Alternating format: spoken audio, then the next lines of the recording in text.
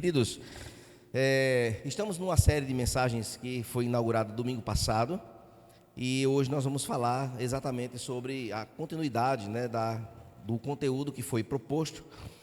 É uma série de mensagens que nos abençoa com orientações ricas da palavra e fala sobre a boa gestão da vida. E, queridos, estamos então nestas reflexões dentro da perspectiva bíblica, acerca de uma oportunidade que Deus nos dá de crescimento, visto que se aproxima o término de mais um ciclo temporal chamado ano, e logo mais estaremos em 2025.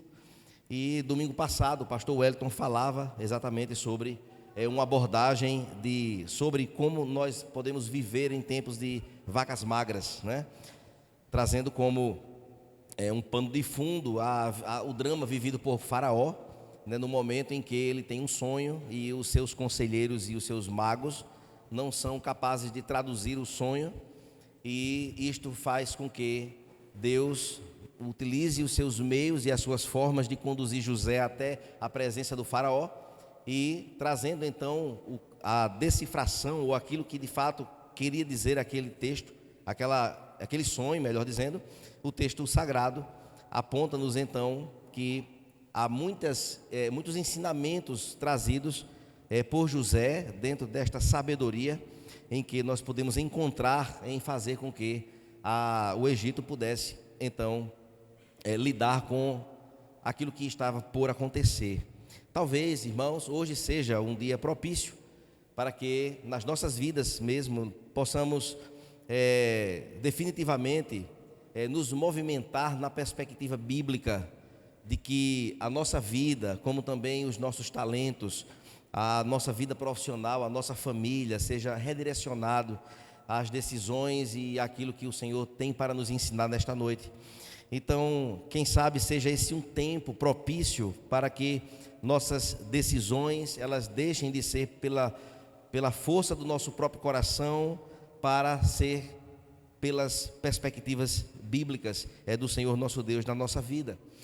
Hoje nós vamos então refletir, irmãos, sobre o desafio de reorganizar prioridades. Quando nós não temos uma indicação de Deus sobre as nossas prioridades, nós deixamos de ter uma vida de uma gestão boa na nossa própria vida, para então quebrar cabeça e enfrentarmos muitas dificuldades.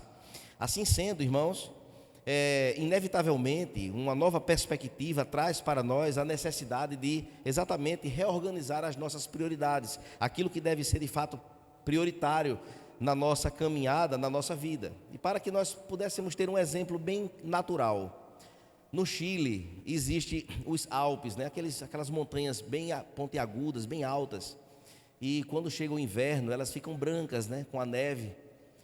E o interessante é que ao redor dessas montanhas nós encontramos árvores, e essas árvores, elas, via de regra, elas secam, é como se não tivessem vida. Elas deixam para trás os seus frutos, as suas folhas, deixam para trás as flores, o cenário fica um pouco meio que caótico, mas ali há sabedoria em tudo aquilo que está acontecendo. Na verdade, aquelas árvores, na sabedoria da própria natureza, ela deixa para trás tudo isso, para que as suas forças sejam concentradas no caule, para suportar as temperaturas baixas, para que elas não morram, para que elas de fato possam priorizar aquilo que deve ser priorizado naquele momento, para que depois ela possa florescer novamente. E diante disto, queridos, podemos olhar que Eclesiastes 3, verso 1, não é esse o texto que vamos refletir hoje, mas diz que tudo tem um tempo determinado e há um tempo para todo propósito debaixo do céu. Este texto então é de fato uma poesia lindíssima, que traz uma sabedoria incrível. E nesta perspectiva do tempo, então há tempos de darmos 2 passos para trás para podermos avançarmos outros passos, e podermos então abrir mão de coisas naquele momento para que possamos avançar um pouco mais na perspectiva da palavra de Deus. E meus irmãos, o texto de Eclesiastes é tão rico que nos aponta na direção de tantos detalhes que podem ser ampliados na nossa vida, e de que nesta perspectiva do tempo, das prioridades, há tempo de desistir, eu poderia assim acrescentar, tempo de persistir, há tempo então para nos abraçar ou também para nos afastar por um tempo, há tempo, irmãos, de trabalharmos duro, há tempos também de recuarmos um pouco para dedicarmos à família. Existe tempo na nossa vida também determinado para cuidar da esposa, há tempo para ser cuidados pela esposa, há tempos de que nós somos incluídos em uma perspectiva familiar mais ampla, pois nós fomos criados por pessoas que são os nossos pais.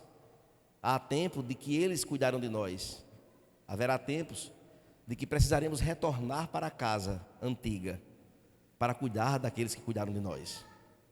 Há tempo para todo o propósito de Deus debaixo do céu. E diante disso, irmãos, como viver?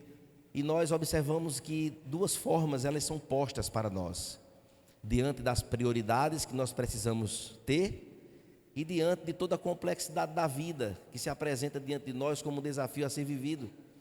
Então nós que estamos aqui hoje podemos perceber que nessas duas perspectivas que eu vou citar aqui, certamente estaremos envolvidos em uma delas ou nas duas.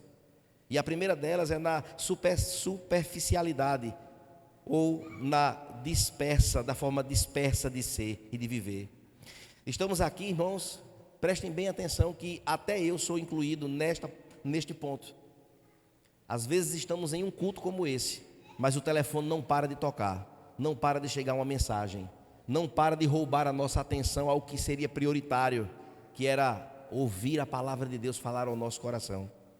Às vezes este mecanismo tão bom para nós, que nos serve tanto, em algum momento vivemos então agarrados e presos, escravizados dentro desta perspectiva de superficialidade, onde em casa assim se estende esta prática e não conseguimos ler um livro, não conseguimos ler a palavra de Deus, não conseguimos orar ao Senhor. Às vezes um telefone é pouco, tem que ter dois celulares no bolso para poder atender a tantas demandas, e aquilo que é prioritário passa a ser secundário.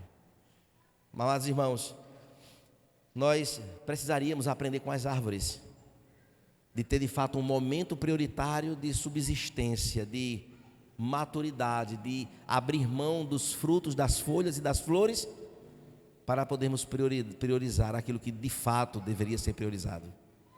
Mas há uma outra forma de viver, irmãos, que é a forma consciente e atenta. Nesta forma consciente e atenta é que de fato há um tempo para cada coisa. Há o tempo para deitar, há o tempo para levantar, o tempo do trabalho, o tempo do foco com a família, o tempo da palavra de Deus, o tempo de caminhar com Deus, o tempo de comprar, de vender, de trabalhar, de lucrar, de descansar. Diante disso, precisamos ter a sensibilidade, irmãos, de perceber qual é o tempo de Deus para a nossa vida. Qual é a agenda de Deus para a nossa vida? Será que nós achamos que não há uma agenda em que nós estamos incluídos? Qual é o tempo de Deus para nós? Neste tempo, o que é que Deus quer de mim e de você? Para onde Ele quer nos levar? Ou vivemos uma vida apenas no aqui e no agora e ponto? Estamos aqui 1 ano, 2, 3 na igreja, 4, 5, 10 na caminhada cristã. Sim, isso vai me levar aonde? E até eu chegar lá, como é que eu posso gerir melhor esse tempo que Deus me dá? Até lá, o que é que será frutificado? O que será de fato bem aproveitado? Deus, irmãos, nos convida neste momento para olharmos para a nossa história, para a nossa vida, para a nossa caminhada e dedicar então atenção a estes pontos tão importantes que consequentemente, de fato, será necessária uma reorganização das nossas prioridades, que de fato deveria ser um exercício muito claro no nosso coração, de pegar uma folha de papel e colocar qual é a nossa prioridade número 1 na nossa vida. Temos dificuldade às vezes de colocar isso, porque é tanta coisa importante que está ao nosso redor que nós não sabemos colocar quem é o primeiro, e quem é o segundo, e quem é o terceiro. É uma dúvida, pode ser 2 prioridades no número 1? Não pode, tem que ser só 1. Como seria este exercício na nossa vida? Amados irmãos, a relação, queridos, entre o tempo de Deus na nossa história, na minha história, e as minhas prioridades, elas são extremamente interligadas. Extremamente interligadas. O tempo que Deus me dá, o tempo de Deus na minha vida e as minhas prioridades, elas estão costuradas entre si. E esta premissa, então, será importante para a minha compreensão, inclusive aqui nesta noite com os irmãos. E eu queria convidar você a abrir o texto de Gênesis, capítulo 1, aliás, capítulo 41, versos 33 ao verso 36. Gênesis 41, versos 33 até o verso 36. Diz assim: Agora, pois, Faraó devia escolher um homem ajuizado e sábio e encarregá-lo de dirigir a terra do Egito. Faraó devia fazer isto, por administradores sobre a terra e recolher a quinta parte dos frutos da terra do Egito nos 7 anos de fartura. Esses administradores deviam ajuntar toda a colheita dos bons anos que virão, recolher cereal por ordem de Faraó, para mantimento nas cidades e guardá-lo em armazéns. Assim, o mantimento servirá para abastecer a terra nos 7 anos da fome que haverá no Egito, para que a terra não seja destruída pela fome. Oremos ao Senhor.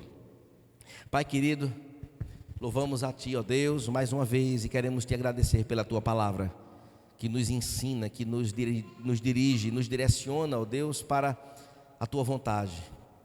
Que o Senhor Deus, pelo Teu Santo Espírito, ilumine as nossas vidas, as nossas mentes nesta noite, para a compreensão da Tua palavra.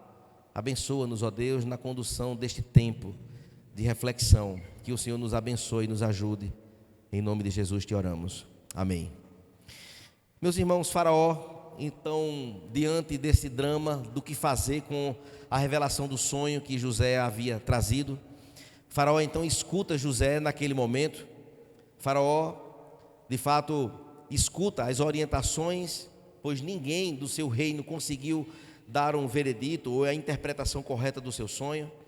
E Davi é trazido então para a presença do Faraó com essas instruções, para que de fato pudesse então dar a condução correta, pois José, ele acrescenta essa receita que nós lemos agora para Faraó, para além da revelação do sonho, porque o sonho foi revelado: 7 anos de fartura, 7 anos de seca, de vacas magras.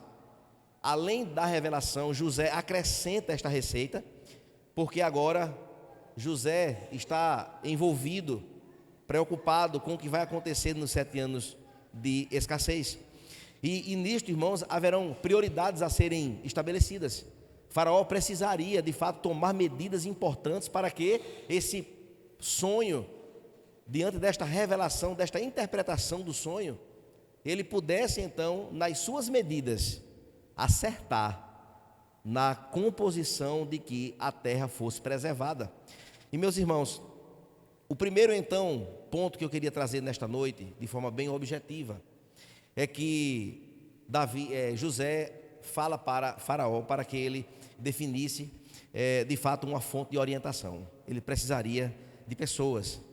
E, meus queridos, quando olhamos para o verso 33, que nós lemos o primeiro verso de hoje: Agora, pois, Faraó devia escolher um homem ajuizado e sábio, ou seja, uma pessoa com juízo, com equilíbrio, com decisão consistente, que fosse um homem que pudesse então não estar na insegurança das decisões, mas um homem firme, um homem consciente, ajuizado é a palavra mais correta, e com sabedoria, para encarregá-lo de dirigir a terra do Egito. Precisaria então desta orientação. Então, alguém ajuizado e alguém sábio. Então, além dessa tradução, irmãos, há de fato esta preocupação. Certamente José talvez tenha pensado em seu coração: será que diante desta interpretação do sonho, Faraó vai colocar qualquer pessoa para poder gerir uma problemática tão gigantesca que numa decisão errada ele pode colocar tudo a perder? Então ele dá essa fala, né? E nós podemos linkar isto hoje, porque os magos e os sábios do Egito não conseguiram dar interpretação, somente José. Observe, irmãos, que hoje, o que é que a mídia faz conosco hoje? O que é que a mídia ela utiliza de espaço para poder nos orientar e nos instruir? A mídia hoje, ela nos aconselha o tempo todo, com conselhos semelhantes aos magos, sem sabedoria, sem discernimento, não conhece nada acerca de Deus, não tem comprometimento nenhum com Deus, não tem nada a nos oferecer de forma substancial e consistente. E assim, queridos, nós olhamos para estas palavras que foram ditas por José, de um homem ajuizado e sábio, e eu queria então convidar você a ler o Salmo 37, nos versos 30 ao verso 31, que diz assim: da boca do justo procede sabedoria, e a sua língua fala o que é justo. No coração ele tem a lei do seu Deus, os seus passos não vacilarão. Dois versos importantíssimos, para poder correlacionarmos com a atitude de José. Mas, meus irmãos, precisamos com isso ter cuidado com quem são os nossos conselheiros. Isso aqui é um alerta para nós, porque, irmãos, o conselho ele deve ser de alguém justo e de alguém comprometido com Deus, com a sua palavra. E, queridos, conselho sobre finanças de quem vive quebrado, que conselho esta pessoa tem para nos oferecer? Eu quero conselhos para o meu casamento, e a quem eu vou pedir conselhos sobre o meu casamento? Alguém que já se divorciou 3 vezes? Precisamos, irmãos, estar alertas a isso. Precisamos, de fato, perceber que justiça e sabedoria são coisas que devem compor o conselho de alguém para nos dar. Não é qualquer pessoa que nos aconselha. Tem pessoas que não têm nada para oferecer e vivem por aí querendo ser conselheiro. Precisamos, irmãos, observar isso. E quais são os nossos equívocos comuns que nós cometemos? Primeiro, ouvir tão somente a nós mesmos. Tão somente a nós mesmos, nosso próprio coração. O pastor Wellington, hoje de manhã aqui, na ministração de Isaías, ele leu um texto que me chamou muito a atenção, que eu tive que incluir na pregação de hoje, que foi no capítulo 4, verso 21 do livro de Isaías. Quando tem ali descritos os ais de Deus, pela boca de Isaías. E lá está escrito, como lemos hoje de manhã: ai dos que são sábios aos seus próprios olhos e inteligentes em seus próprios conselhos. Ai desses. Porque o conselho vem da palavra. Lá tem a fonte de sabedoria para as nossas vidas. E não sabe dos nossos próprios corações. Então o arrogante que acha que ele mesmo é sábio o suficiente, ai desses. Mas nós estamos incluídos nisso aqui. Em muitas decisões nossas nós temos errados. Por quê? Porque achamos juízes perfeitos, sabemos muito. Não, eu tenho a sabedoria está comigo e eu é que vou conduzir aqui. E não vai para os pés do Senhor. Outro equívoco, irmãos, ouvir conselhos que nós queremos ouvir. É outro erro nosso. Está acontecendo um problema comigo, eu quero um conselho, mas eu já sei que se eu for para os pés do pastor Ivan vai dar errado, porque ele vai me dizer o contrário do que eu quero. Então o conselho dele não serve. Eu vou para o conselho de fulano de tal, porque eu sei que ele é assim comigo, ele é muito meu amigo, ele não vai contra as minhas ideias e as minhas justificativas. Então o conselho vai ser já quase que premeditado ali e vai dar tudo certo. E tem muita gente fazendo isso, que quer encontrar uma justificativazinha para o seu pecado e vai batendo de porta em porta até achar alguém que diga: não, você está certo, faça, se separe, venda a empresa, acabe com tudo, deixe o emprego, que era o que a pessoa queria, né?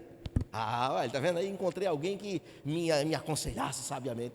Negativo, não tem nenhum comprometimento com a Bíblia, com a orientação das Escrituras, irmãos. E meus irmãos, o segundo ponto que eu quero trazer nesta noite é que nós precisamos, irmãos, fazer distinção entre estratégia e o operacional. É outra coisa importante que está nesse texto. Eu preciso prestar atenção no que é estratégia e no que é a operacionalização.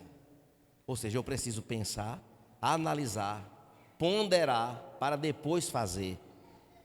E isto, José tem todo um cuidado nesta fala, pois o faraó não devia, irmãos, correr para o operacional antes de ouvir o que José estava dizendo a ele. Uma nação em crise, irmãos, precisa de um líder. Uma casa precisa de um líder. Uma família em crise precisa de um líder. Uma igreja em crise precisa de um líder. E um líder que faça isso, que pense estrategicamente o que fazer para poder ir para o operacional, para poder ir para a prática. E meus irmãos, o verso 34 diz exatamente isso. Olha o conselho de José. Faraó devia fazer isto: pôr administradores por toda a terra e recolher a quinta parte dos frutos da terra do Egito nos 7 anos de fartura. 3 orientações importantes: estabelecer supervisores, juntar a quinta parte do que fosse faturado, do que fosse produzido no Egito, e determinar um tempo durante 7 anos. Então, olha, encontra aí supervisores. Eles têm uma missão. Essa missão é de fazer isso, e vai ter um prazo para poder isso acontecer. 7 anos. Delegou para as pessoas estrategicamente o que deveria ser feito. Mas o operacional, verso 35, depois da estratégia, esses administradores deveriam ajuntar toda a colheita dos bons anos que virão, recolher cereal por ordem do faraó para mantimento nas cidades e guardará em armazéns.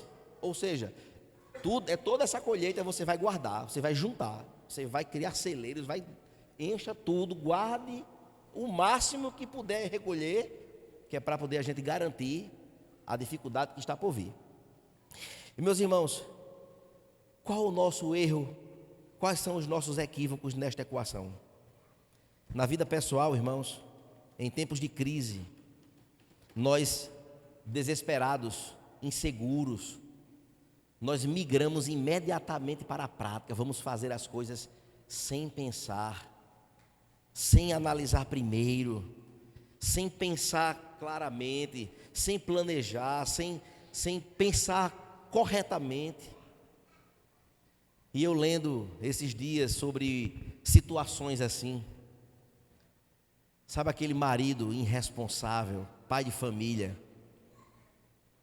que está no trabalho, sabe que é dali que vem o sustento, aí por uma coisa qualquer, se chateia, se aborrece, vai lá no RH, dá baixa na minha carteira aí, pau, e ele acha que isso vai ser, né? A explosão vai chamar a atenção, tal.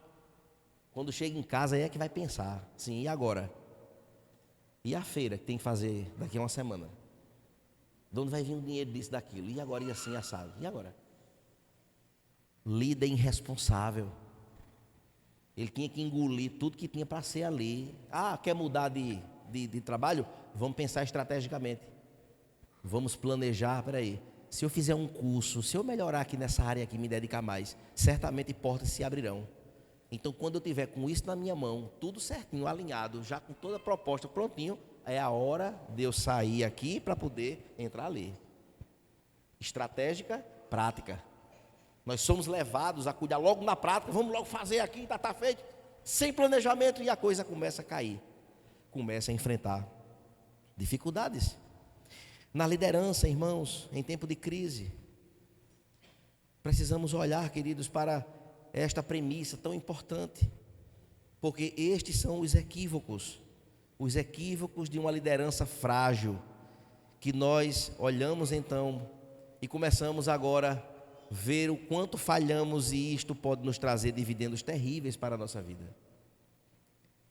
E aí são decisões. Depois que eu decido, está decidido. Depois que eu fiz, está feito. Depois que eu apertei o botão, não tem mais volta. Então todas as nossas decisões, irmãos, precisam ser pensadas, analisadas. Ah, quero mudar de igreja, certo? Todo mundo tem direito de mudar de igreja. Mas pense primeiro. Não faça como muitos que saem abruptamente. Até hoje estão por aí batendo cabeça, não está em lugar nenhum, está em casa. Não podia estar aqui, louvando ao Senhor, buscando a Deus, orando ao Senhor, vivendo a vida da igreja. Quem sabe os processos que acontecem são para o nosso crescimento, para o crescimento deste irmão. problema é que nós queremos ir logo para a prática, vamos logo resolver, é agora. A pessoa ficou viúvo, né? Duas semanas depois já quer encontrar alguém para poder casar, porque, e nesse porque, toma uma decisão precipitada. E vai ser uma tragédia com consequências até o resto da vida. Poderia ter mais calma, vamos pensar direitinho, peraí, vamos analisar. Senhor, o tempo é teu. Me mostra, Senhor, me ajuda. Me oriente, Senhor. Já tem tantas propostas, mas eu quero aqui o Senhor quer para mim. Eu quero alguém temente ao Senhor, que ame ao Senhor. Mas a gente se desespera. E no desespero a gente vai para a prática e esquece do estrategicamente correto. Vamos pensar, José está dando aqui as dicas para nós. E meus irmãos, 4 situações importantes que eu devo entender. Que neste operacional existem coisas que são urgentes e importantes mesmo. Por exemplo, estamos aqui, estou pregando. Se alguém passar mal aqui agora, o que é que eu devo fazer? Continuar pregando? Eu vou deixar a pessoa morrer na cadeira? Tem que socorrer urgentemente. Estou numa reunião, pode ser com quem for. A esposa está no hospital passando mal agora. O que é que eu tenho que fazer? Tchauzinho para vocês, vou ali resolver algo urgente. Não é esperar para depois. Mas existe também as interrupções e as solicitações. Estamos às vezes fazendo algo muito importante, de muita necessidade e seriedade. E aí chega alguém, pastor, o senhor me dá um minutinho só para eu lhe dizer um negocinho aqui. Aquilo vira 1 hora. E nessa 1 hora eu já nem sei mais o que é que eu estava fazendo. Ou seja, o que de fato é importante e urgente para nós. Quando, irmãos, nós não entendemos o que é importante e o que é urgente, fazendo esta separação, nós vamos ter problemas no operacional da gente, naquilo que vamos fazer. E acontece ainda as distrações. E os irmãos acham que isso não acontece comigo? Acontece. Às vezes o telefone toca, é uma mensagem que chegou até importante, mas que pode esperar. Mas não, vou logo ver o que é. Dali aparece uma notícia, eita, vou aqui.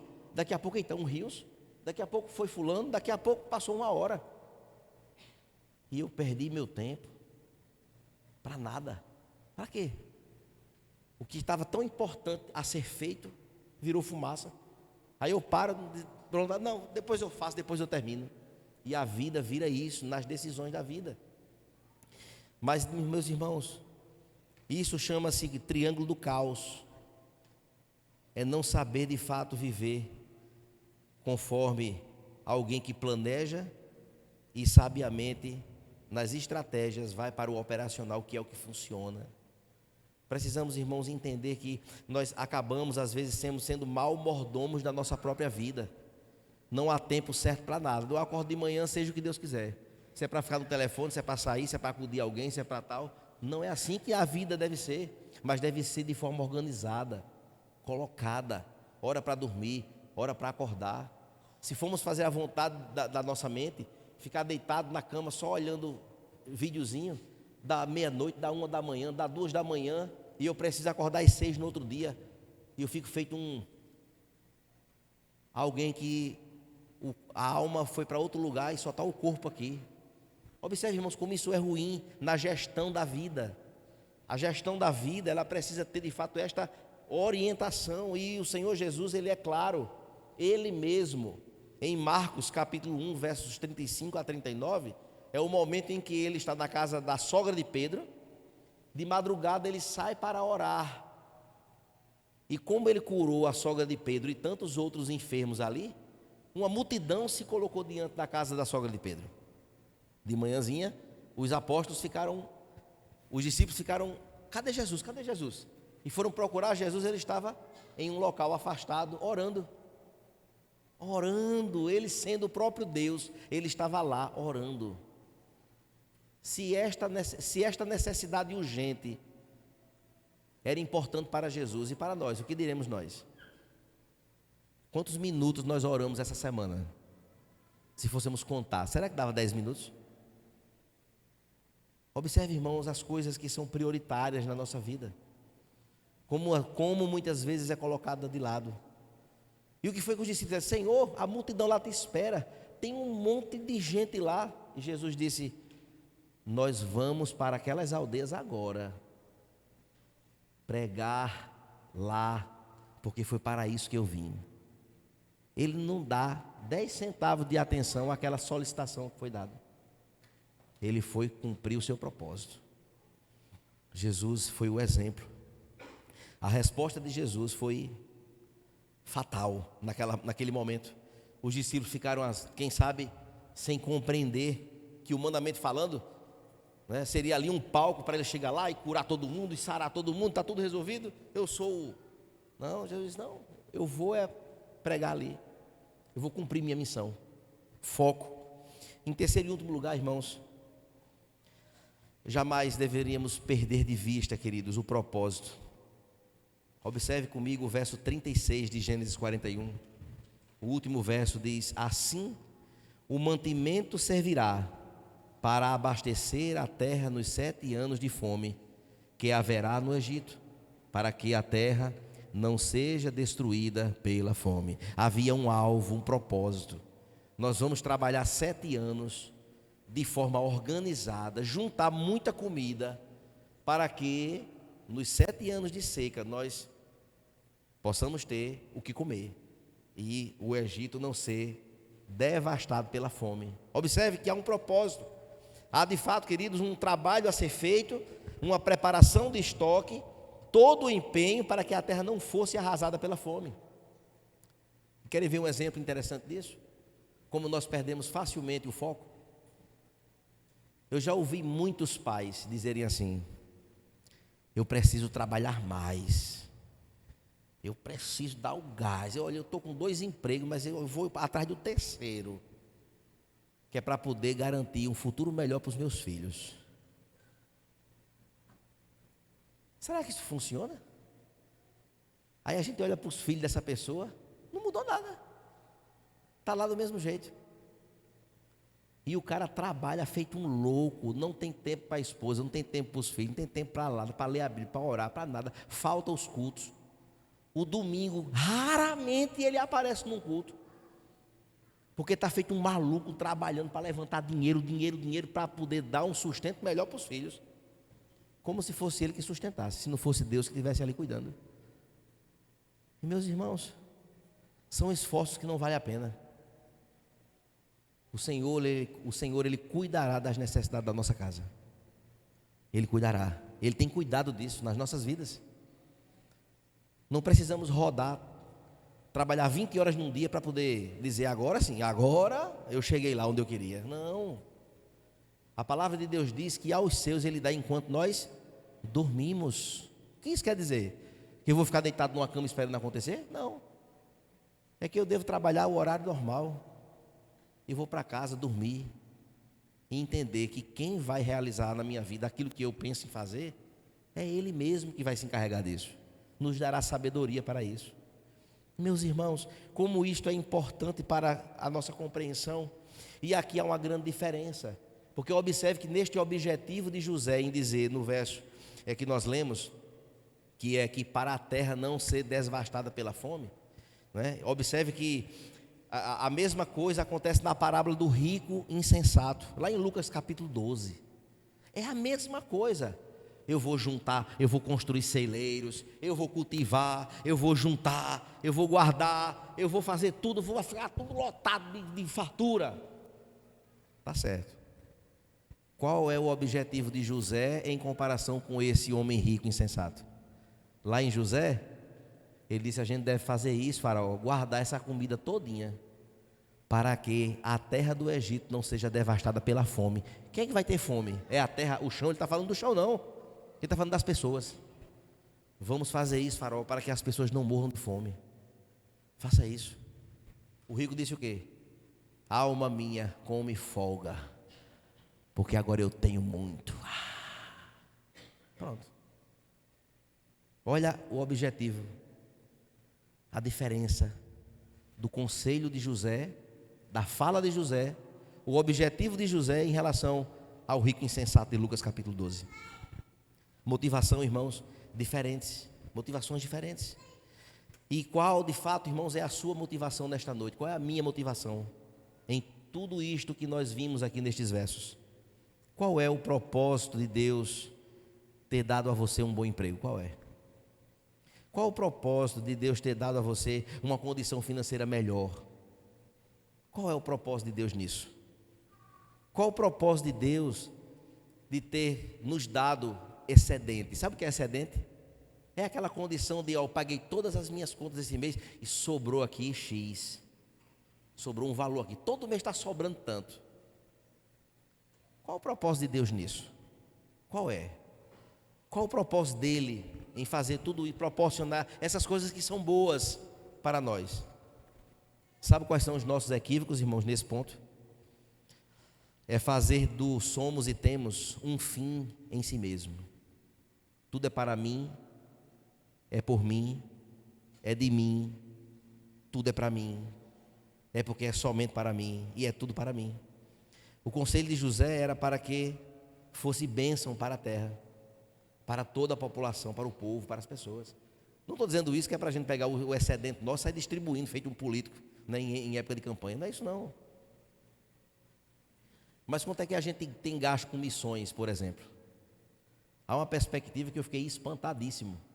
No Brasil, a média individual de cada crente em gastar com missões é de 30 centavos. Meu Deus, é vergonhoso. Vamos fazer a mesma proporção na pizza? Quanto se gasta com pizza, o povo crente, depois do culto? Durante um ano.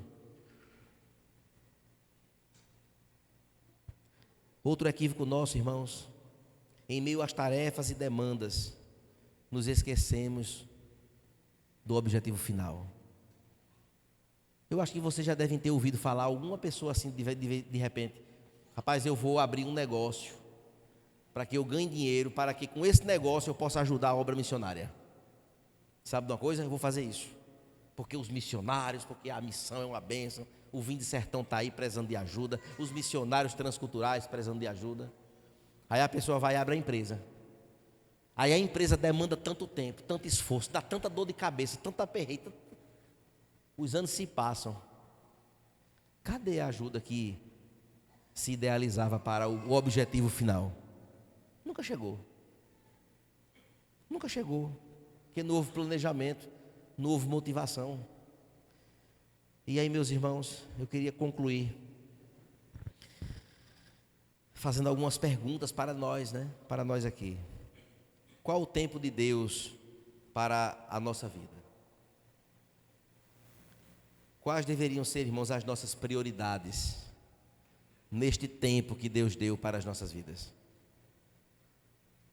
O que é prioridade para nós, na nossa relação com Deus? O que é prioridade? Eu preciso responder isso para o meu coração. Eu preciso responder outras perguntas. Como de fato nós temos priorizado o tempo de parar, ponderar, organizar, planejar? Ou nós temos sido consumidos pelo desejo de logo realizar? Precisamos pensar em tudo isso, irmãos. Qual o tempo que nós temos dado à família? Qual o tempo que nós temos dado à nossa família? Qual o tempo? É 1 minuto? São 2? São 3 minutos por dia? Qual o tempo? Só no fim de semana? Qual o tempo que eu tenho dedicado à família?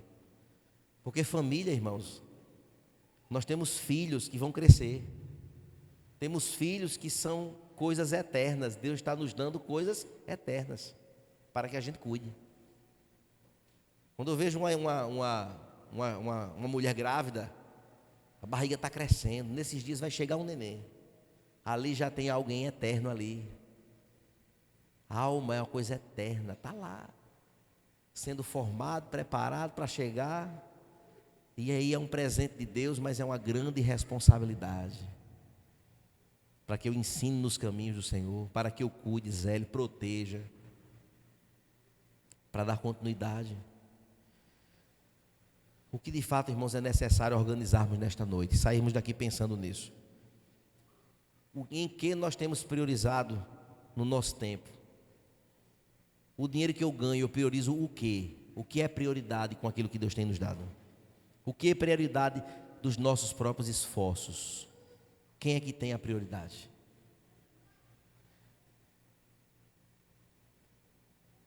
Será, irmãos, que nesta noite não seria de fato uma grande oportunidade de pensarmos nisso?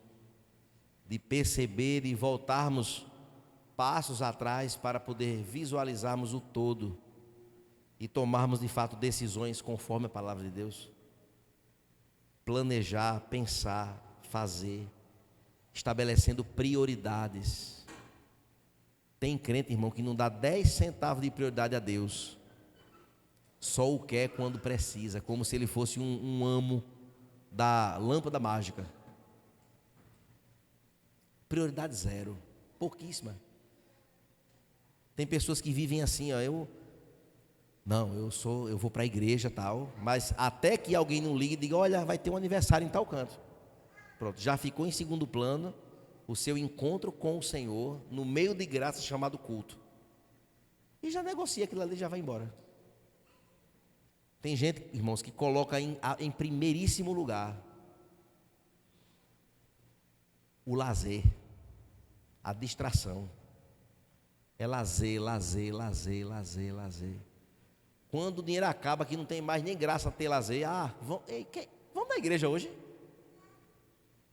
E é umas prioridades que eu digo, meu Deus, como se sustenta uma caminhada dessa? Como se sustenta visualizar prioridades tão loucas ou então tão mal estabelecidas, que não se tem a capacidade de estabelecer num papel para deixar fixo na parede assim, meus filhos, venham cá, aqui é as nossas prioridades, olha, espirituais e materiais, viu? Ali, papai ensina dessa forma. Será que nós pais tínhamos condições de fazer isso? Para que os nossos filhos olhassem, toda vez que olhassem para aquela lista ali, papai, epa, o senhor vai para onde? Olha a sua prioridade hoje, qual é aqui? Será que tínhamos como fazer isso, irmãos?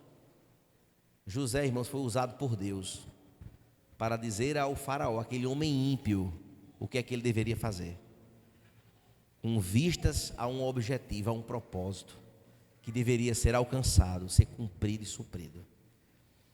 E é isto, irmãos, que a palavra nos ensina hoje. Que Deus possa falar ao nosso coração nesta noite e podemos olhar para esse texto, esta sabedoria, de forma tão graciosa, e aprendermos com as árvores que na estação certa tem suas prioridades para a sua existência. Que Deus nos abençoe e que Deus nos fortaleça grandemente. Fiquemos de pé, vamos orar ao Senhor.